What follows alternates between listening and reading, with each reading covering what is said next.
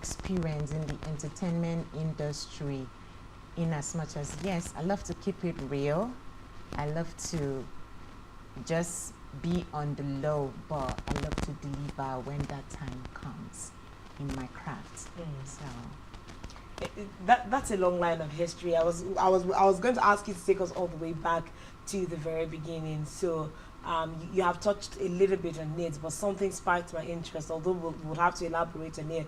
We know that usually it's like we wait to leave Akwa Ibom to do music for the rest of the world to see.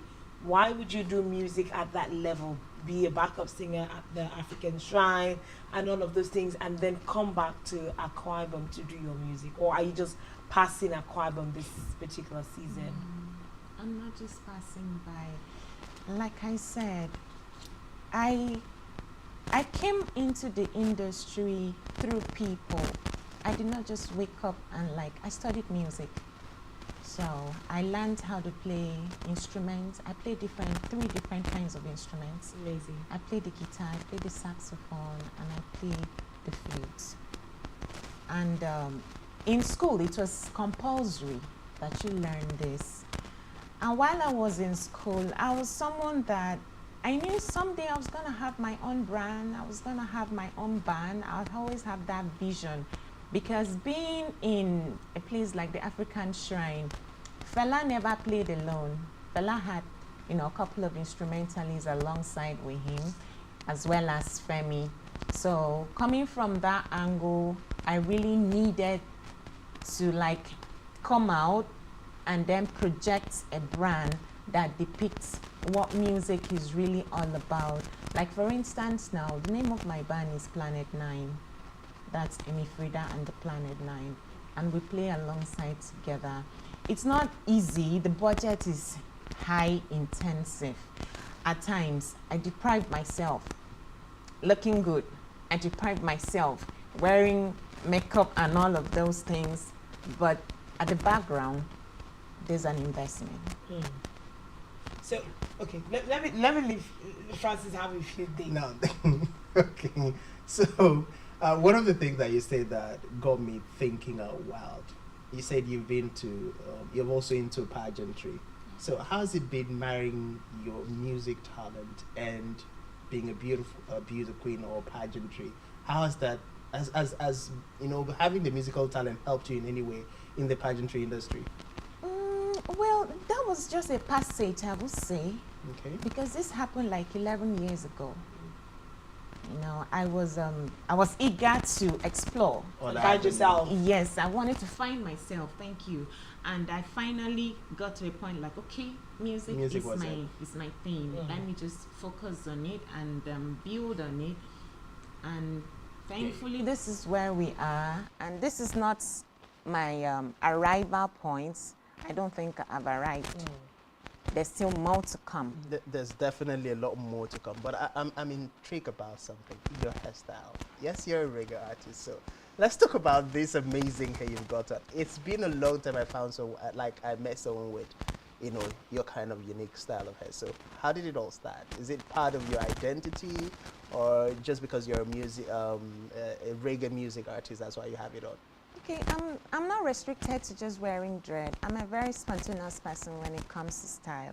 Actually, this interview got to me very sudden because if you look at me closely, you probably see my nails. I look a little bit, because I needed to reshuffle myself. I love to wear different kinds of hairs, but based on what reggae is, this is like a signature, because every Rastafarian, you identify them with their dread or what they wear, the yellow, green, and red color, and the likes of that, and the patois, and you probably, their mannerism, their way of life when you get close, because reggae music is peace. Reggae is, is love, it's bringing humanity together. So every reggae artist have to have that inner characteristics when you get close. And even from afar, when you sit and talk with the reggae artists, you have to understand that these people are mostly likely, like Bob Marley, Lucky Dube, people see them as prophets, because they say things that is evergreen. When you listen, there's an iota of truth in it, and when you listen, you can relate. It talks about unity. A lot of things. In the rawest state, there is no form of fiction or any form of, they say things through their lyrics. And when you listen to it critically and spiritually, you understand some certain things. That's if you're an intellectual mind, though. Okay, so something I'm going to ask is, how is the acceptability of reggae, for instance? I think you primarily do reggae, apart from all other genre of music that you explore with your team. But how would you say is the acceptability of your music in Akwa Ibom State, as opposed to being in Lagos, in being in Abuja or other upward mobile cities of the country? There's still a lot. The city is grappling with opening up to entertainment. We're taking money to go and pay and attend an event. How is music for you here in Akwa Ibom? Well, what I came to discover is when you find yourself in a place that, that is not really common, it takes a lot of publicity. It takes a lot of push, a lot of work behind the background for people to be able to, no, this exists in this part of the world. But before now, when I started earlier, the truth is that I was rejected. The first song I ever recorded, I got to the studio, and the producer was telling me that they can't play the song, that I should go work on myself. And I was a bit discouraged. But as again, my manager was like, don't worry, let's push this to the right audience. And that same song that I was told is not good enough, I need to go work on myself. And OAP, Habakuk, the reggae presenter who has interviewed the likes of Bob Marley, Lucky Dube, Peter Tosh, wrote to me and was like, we'd love to have you on our show. We heard the song online and we feel you deserve to be heard. And when he asked, where are you from? I said, I'm in Nigeria. He never believed. Yeah. But at the end of the day, when the Zoom meeting was held, the organizers of Nigerian Reggae Festival were also listening, which they didn't know me before now. And when they knew this is their own, I'm a Nigerian, they had to reach out to me afterwards and was like, we'd love to work with you. So that was how the movement, I started having a little encouragement, and we were invited to play at the Nigerian Reggae Festival. Awesome. Speaking of playing, I think we're going to have you play us something at least in 1 minute before we round up our our conversation with you. I've heard you talk about collaborations, and that's one thing that can really, really move music forward. I wish we had more time to expand on this, but we'd love for you to play us something this morning. Okay, yeah, sure. That's why I came with the guitar. Right.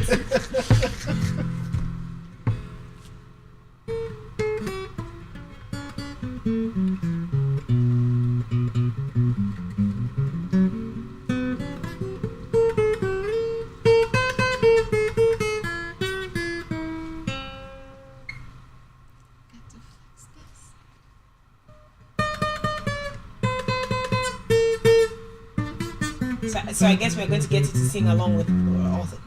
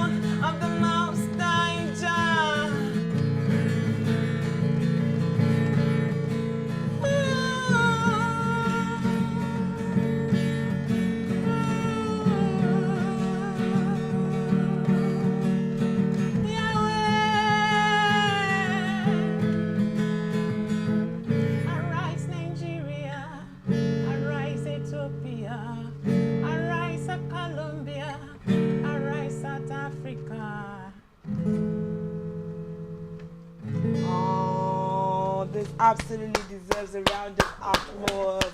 Such beautiful music there. Thank you. Such a strong information to us to Arise and Shine this morning. Wherever I was, she's called us all over the world. Thank you so much, Frida, for coming on the show. Like seriously, sorry, Frida. This music, like, I was literally just blown away. How far have you promoted this song? Because I feel like the whole world literally needs to hear it. Well, we're still pushing. It's a movement. Everything cannot just happen overnight. That's why we need more awareness. We need more promotion. And yeah, though currently this song was written like 3 years ago. And today in Akwa Ibom, we are having the Arise agenda. So during the campaign, the former commissioner, the present commissioner for youth and sports had the song and was like, okay, this goes with the Dakada movement. We should come for the campaign and play with the band, and which we did. So gradually we are getting that exposure that we need, because one thing is to have a song, one thing is to have, yes. Great. There's so much more that we would have loved to converse with. We are very sure we would have you some other time to explore on your music. You have great sound, and we know that one thing that is paramount is taking advantage of the social media at a time like this, make your sound available. And we'd just like for you to share your social media handle this morning. Okay, my social media handle is Instagram, Emifrida, EMEEFREDA. On Facebook, my page, the same thing, and on Twitter, the same thing. Yeah. Emifrida. Emifrida. All right, thank you so much, Emifrida. Of course, CEO of Planet Band, a female reggae and a musicologist for that matter. Thank you so much for coming on the show. We appreciate your time. Thank you for having me. I would love to use this opportunity. Anyone out there can come watch us play live at Ibom Icon. We are going to be there on Tuesday with my band, and it's going to be a full band. So come and enjoy live music. We have an invitation to go do live music with Emifrida on Tuesday, and we'll definitely try to take off on the music date.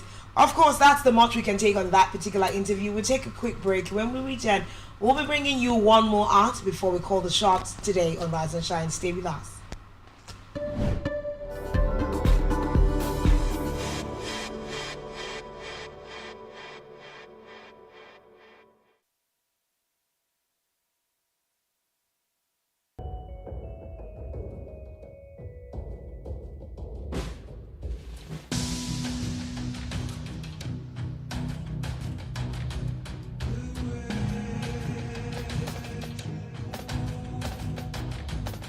Money.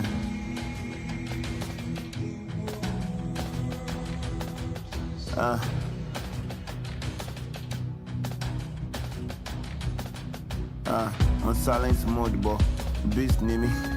Will it cause violence, but still